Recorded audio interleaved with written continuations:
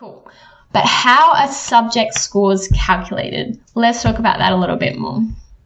So you will receive a score out of 100 for each QCE Unit 3 and 4 subject. So this is your general subjects. So on the previous slide, they got, I think it was 56 out of 100 for geography, for example. And that would be a combination of their internal assessments 1, 2, and 3, and also the external assessment.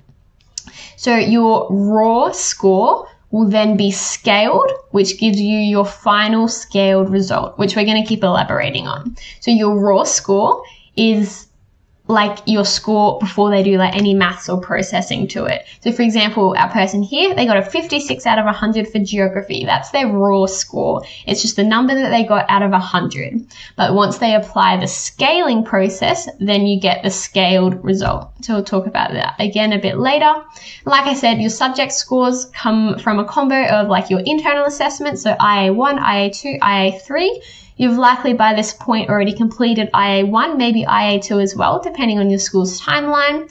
And then so IA3 will be coming up, and then your EA or external exam, your external assessment, will be at the end of the year in that October to November kind of time frame. So like we said, in most cases, it comes from those 3 internals and the 1 external, and these are kind of broken up differently across different subjects. So for example, in maths and science, your external exam is worth 50%, which is crazy, which is why it's so important to kind of keep on top of that content throughout the year, so that when it does come time for that external assessment, you've kind of got a lot of that knowledge already, hopefully in the back of your brain, and then it's just revising it and hopefully not having to relearn all of it from scratch. And then the other 50% of your final score will come from that internal assessment. So in maths, it might be that the PSMT would be worth 20% of that 50, and then your first exam might be worth 15%, and then your second exam might be worth 15%, which gives you 50% from internal assessment, and then it leaves the other 50% for externals. Or in science subjects, it'll be 10% from a data test, 20% from a student experiment, and 20% from like the research investigation. So that's your 50% from your internal assessment and then 50% from the external. But for other subjects, it's kind of weighted differently. So for like visual art, for example, or like English, the external assessment is worth 25%, and then the internal assessments are worth 75%. And those internals might be broken up like 25, 25, 25, or like 15, 35, 20, then something. It could be all different ways it's broken up depending on the subject. Refer to the QCE syllabus for your individual subject to find out exactly how it is broken up.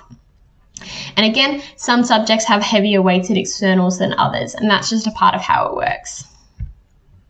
So, applied subjects are suited to students who are primarily interested in pathways beyond secondary schooling that lead to vocational education and training or work. So that's from the QCEE. So again, we talked about those kind of different types of subjects, of those general subjects, which more so contribute to your like ATAR.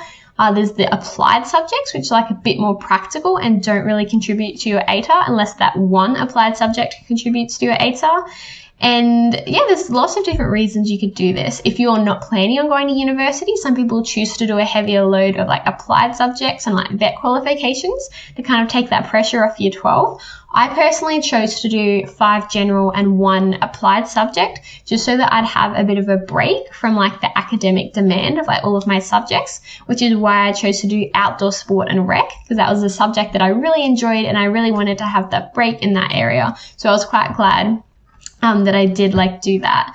But yeah, people choose subjects differently based off like their personal preferences and experiences and all of that. So yeah, all different things to keep in mind, like what kind of subjects you're doing. If you're watching and you're in year 10 or 11 and you're kind of starting to think about choosing your subjects, that's something to especially keep in mind. Yeah, when choosing subjects, it's important to have like a balance of subjects that you enjoy and subjects that you might need for your future pathway. So yeah, they're all factors to keep in mind when like choosing your subject. But like we said earlier, a maximum of 1 applied subject can contribute to the ATAR. So if you only do 3 general subjects, you might actually not be eligible for an ATAR. If you do too many applied subjects, they actually can't contribute to the ATAR. So again, it's got to be 5 general subjects, 4 general subjects and an applied subject, or 4 general subjects, and like a vet qualification. Again, lots of different ways to do it.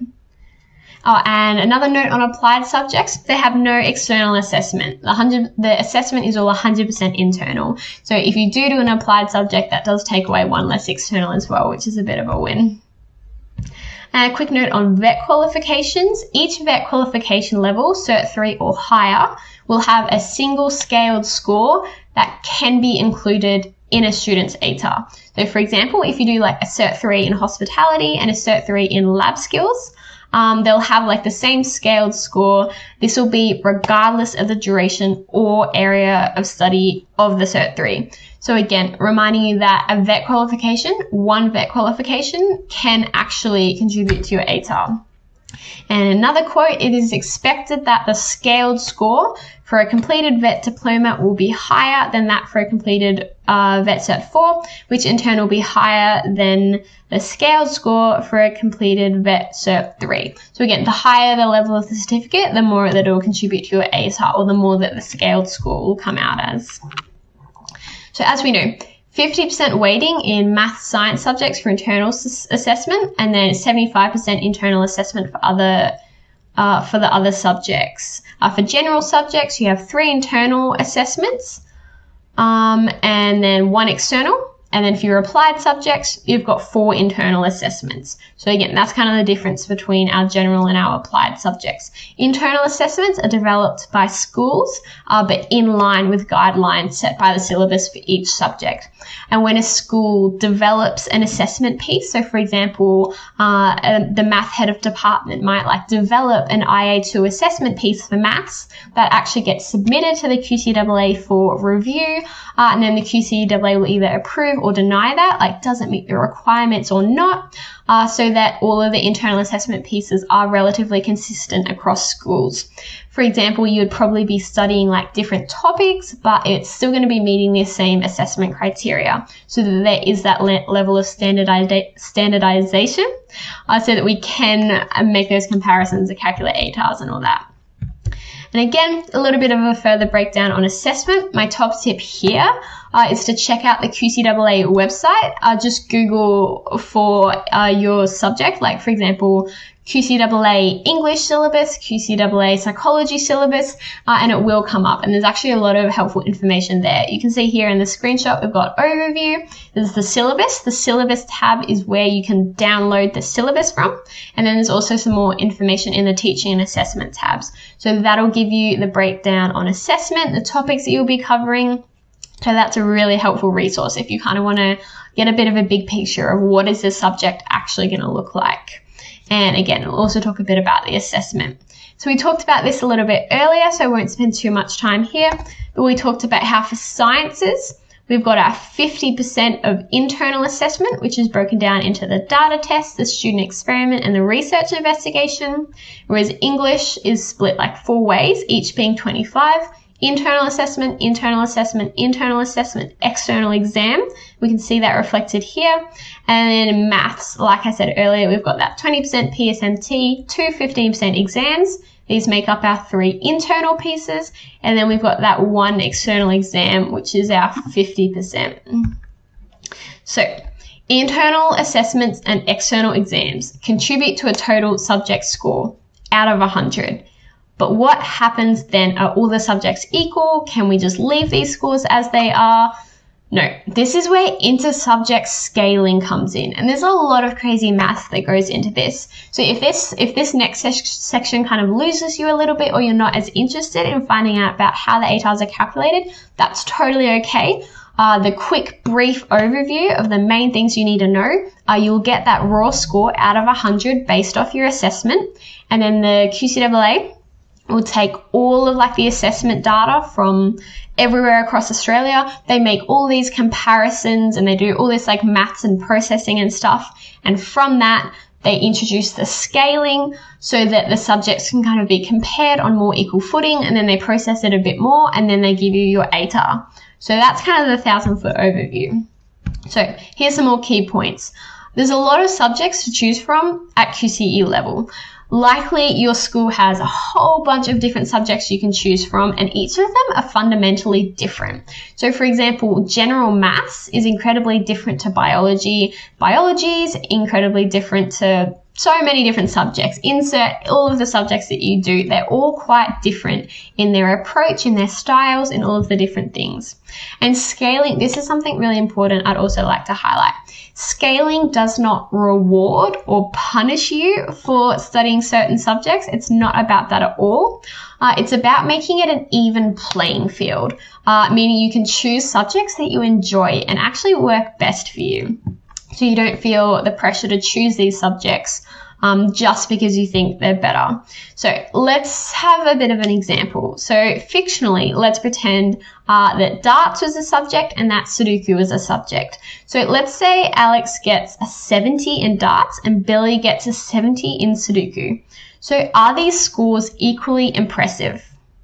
You can kind of have a think about that. Like thinking, is a 70 in darts the same as a 70 in Sudoku?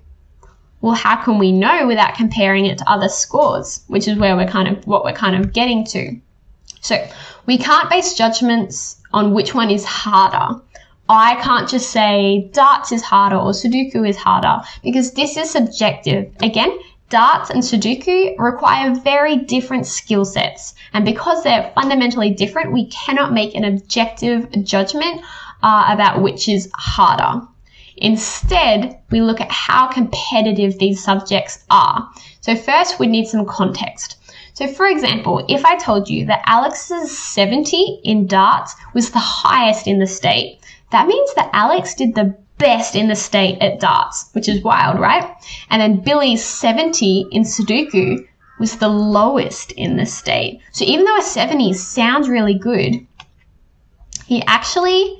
Billy actually potentially didn't do so well because everyone else in all of Queensland did better than him. So maybe, before I say anything else, like how does that actually impact your perception of these scores? It kind of makes Alex's 70 in darts seem like really good and Billy's 70 in Sudoku is like, oh, okay, well, maybe that's starting to kind of give us insights into how competitive these subjects are, which is what we're kind of getting to. So we find an updated score based on percentile rankings. So something like this. Here we have our raw score and our new score. And I really want to draw your attention to the fact that these numbers are entirely made up, total guesses. These are not even predictions, they're just made up numbers of what scaling could potentially be. We'll talk a little bit more about real scaling a bit later. This, for example, could be how the numbers turn out. So you can see the raw score of 91 in English once they've taken it and compared it to kind of every other English score in the state, and they've kind of like compared it all. They've said, okay, well, a 91 in English is a raw score. Once we like kind of do some scaling and take into account how well everyone else did, the new score, it's kind of more like a 91 in English is kind of more like an 89. And they said like math methods, an 82 in math methods might be worth more like an 87. Because maybe a lot of people found math methods quite difficult, so maybe it's going to scale up a bit. Legal studies might have scaled like a 75, might have scaled down to a 72. In physics, a 70 might have scaled up to a 73. So the whole point I'm trying to make here is that some subjects might scale up, some scale down. And again, it's not about punishing you or which subjects are harder. It's about trying to make equal comparisons and leveling the playing fields. And again, we can't objectively say like this subject's harder, but we can compare like how competitive it is to, again, just try and level that playing field. But unfortunately, they do some more math than this. It gets even more hectic. So just by what we talked about then, we've accounted for where students' results ranked them in each subject. So we were kind of comparing English and English. But what if it was actually easier to rank highly in some subjects than others? And I've already touched on that just a little bit. And this is where it kind of gets a little bit more complicated. But just have a look at these two pictures for a second and have a think about what this might mean. If, for example, I was to run in both of these races, how do you think I would do in each of them? I'll just leave that up to your imagination. To counter this problem that we were just talking about, we need to find something called the polyrank. this is where the maths gets kind of crazy, and it's not something you need to understand. It's kind of just helpful to have an awareness that it does happen. So I'm not going to spend too much time here. So PolyRank provides an overall indication of each student's QCE performance. So they take all of your new scores. So they take all of these numbers here and they use that to calculate a PolyRank. So the PolyRank, like we said, provides an overall indication of each student's QCE performance. And we find the average PolyRank of students who achieve a certain score in a certain subject. And this becomes their new scaled score. So you can see that we've done the new score and then we did the PolyRank. So now we've got the new score. So again, they're just doing all of this different crazy math that's like way more complicated than we need to understand. So again, it's all about like leveling the playing field. They're comparing scores, trying to work out how everyone's really doing. So again, they've found the new score for all of the subjects after finding out the PolyRank. And again, like I just said, with the new scaled scores, then we can reevaluate the PolyRank so they can do that process again. But now that we have a new PolyRank, we can reevaluate the subject scores. So again, that all might sound a little bit confusing, and that's totally okay. But another little key takeaway from this is just that it's an iterative process. So that means it's kind of ongoing. So scaled scores can kind of be used to inform the PolyRank, which can change the scaled scores. And it's just this whole crazy process of they're doing all of this data processing to kind of make it really simple. They're doing all of this data processing to, again, try and make it the most mathematically fair system as possible. So that's what they're doing. So eventually, after they do all this crazy maths, the scores flatten out and we settle on final scaled subject scores. So even if you didn't understand anything from the last few minutes, just know that they did a bunch of weird maths and now we have our final subject scores. So these scores combine to something called a tertiary entrance aggregate. And then the aggregates are then ranked, leading to a percentile ranking, which finally is your ATAR. So we've finally arrived at your ATAR. After all these crazy systems, they do all this math and comparing and ranking and stuff to make it as fair as possible. And then after they finally do all that, they give you your ATAR, which is that number of 30 and below, all the way up in 0.05 increments to 99.95. So each year, the scaling information is released. So earlier I flagged, all this is completely made up. Don't look at these numbers. This is what I have on the screen right now is the actual 2023 scaling report. But before you jump to conclusions, be like, I'm going to go look at it to find out how exactly the subjects scale. I just want to give you a massive word of caution that that's actually not the case, because the ranking changes every year because they can only calculate it once they have everyone's complete assessment data submitted. So this is the 2023 scaling because once all of the 2023 graduates completed their assessment, then they took all the data, they did all the math, they did all the working out, they made all the ATARs so they could work out how the subjects had scaled. So this is how they scaled in 2023. It doesn't tell us what your subjects are going to scale as, because your year level is going to do different in different subjects and the competitiveness will be different and different people will do all different things. So the scaling is different every year. So this scaling, I've just taken a few screenshots to give you an idea of what it kind of looks like. It can maybe, it could give you an idea of how subjects might be weighted, but this is not an indication of what your scaling will look like. But again, it can be helpful as an indication. And if you're having trouble with kind of this crazy table, that's totally okay.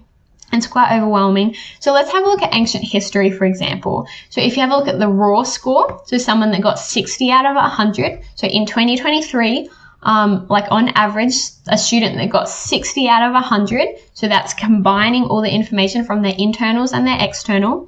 After they did all the math and made all the decisions and did all the scaling and the PolyRank stuff, they found out that the scaled score for someone that got a 60 in ancient history, it's scaled down to a 51.56. So that's just how ancient history scaled once they did all the math.